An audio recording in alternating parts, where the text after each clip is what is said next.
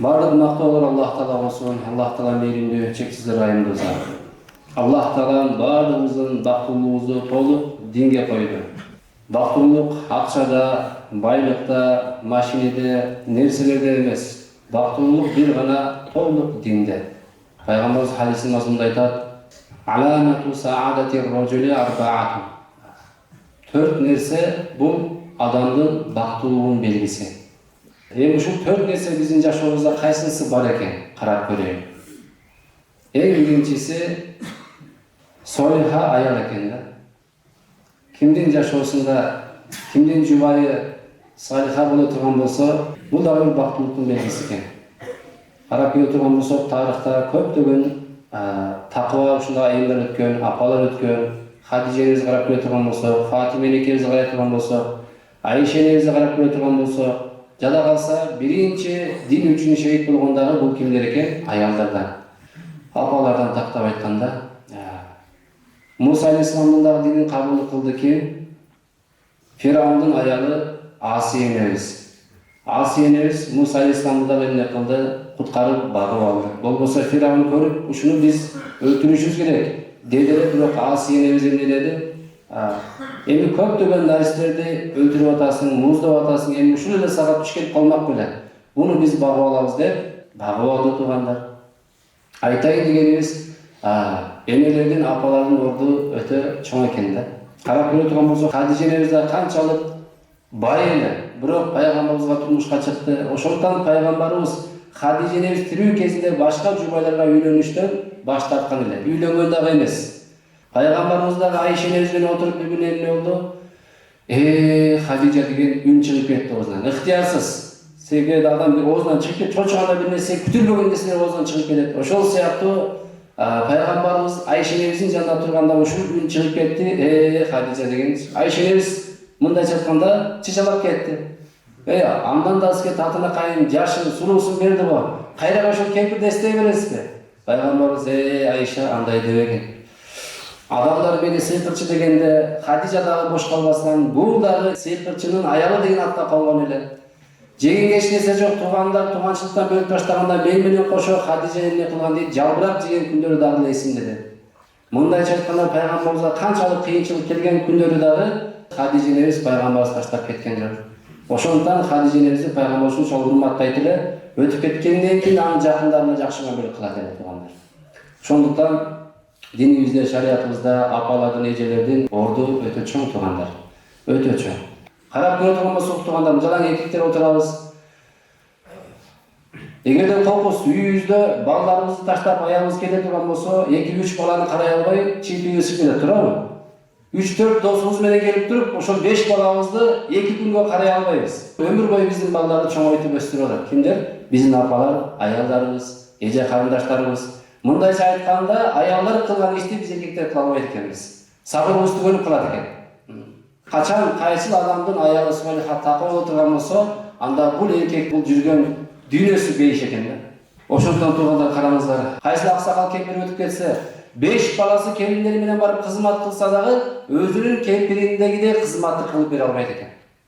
Ошондон туугандар, биз дагы 9 үйдө аялы жок болуп кала турган болсо, ал ишти биз да кыла албайбыз, кыйналып кетебиз. Ошондуктан туугандар, алымдар айтат, бирок эки тарабы дагы бар. Айтайын дегенибиз, кайсыл аял такоо боло турган болсо, 70 волиядан жакшыраак. Ал эми кайсыл аял бузук боло турган болсо, анда 1000 шайтандагын дагы жаман экен да туугандар. Ошондон акыркы бир сөз, бир окуяда келет. Шайтан максаты ушундай, адамдардын баардыгын ажыратуу, адамдардын баардыгын бузуу шайтандын милдети. Бир ушундай такыба, аялы өткөн такыба, күйөөсү андан өткөн такыба, ушул үй бүлөнү бузам деп өзүнө милдет алган бир шайтан буза албайт. Барып туруп аялына шыбырайт, аялынын кулагына нерсени шыбырайт, күйөөм билесиңби эмне кылып жүргөнүн, себеби күйөөсү базарда соода сатып алек болот экен, материал сатат экен. Барып туруп күйөөсүнө шыбырайт, күйөөсүнү васваса кылат, аялың сен жок үйдө эмне кылып атканын билесиңби? Бирок ушундай бири-бирине ишенген үй бүлө, күйөөсү аялына ишенет, аялы күйөөсүнө ишенет. Бири-бирине ушунчалык ишеним арткан жубайлар, бирок шайтан бул үй бүлөнү буза албай коет. Андан кийин аялы менен шайтан мелдешип кетет. Сен буза албаган үйдү мен бузам дейт да. Аял. Kantip şaytan aytat, men kıla alбай koydum, sen kayaktan bunu kılasın. Men şaytan bolup kıla alбай koydum, sen kantip adam bolup bunu bilen ajıratasın. Ekөө мелдеше кетет. Карап тур эмесе.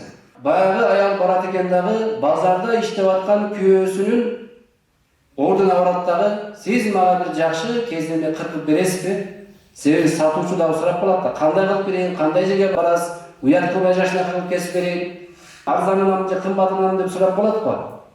Дегенде айтат, ушундай менин бир бейбаш балам бар эле. Кой десе болбоду ушун. Болбой эле бир күйөөсү бар, бир үй бүлөлүү аялга келинге ашык болуп калыптыр. Эми ошону барып жакында алып кеткени жатам, үйлөнгөнү жатабыз. Ал чыгып кетмекчи экен үйүнөн качып.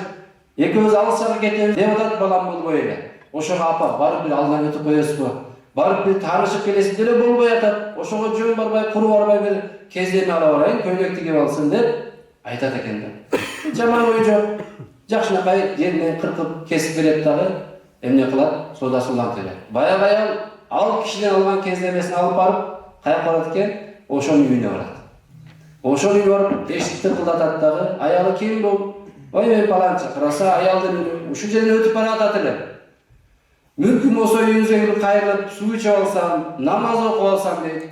Намаз окуп алайын десе, дароо сүйүнүп, эшигин ачып, даратка суу даярдап берип, аял келип шайтанга айтат. Көрдүңбү? Колунан келет бекен?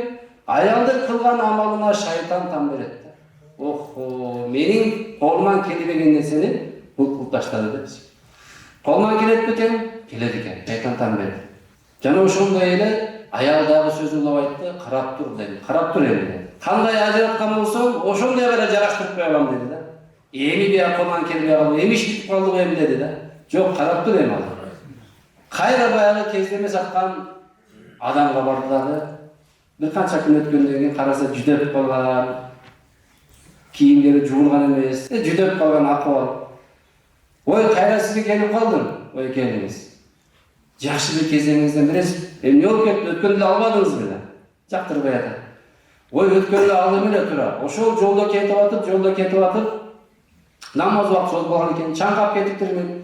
Бир үйгө кирип калып, ошол жерден намаз окуп алайынчы деп кирсем, ушундай бир келин күтүп алып, ушундай кызмат кылды, ушундай бир такыба, ушундай бир сылык, ушундай бир адептүү келин экен.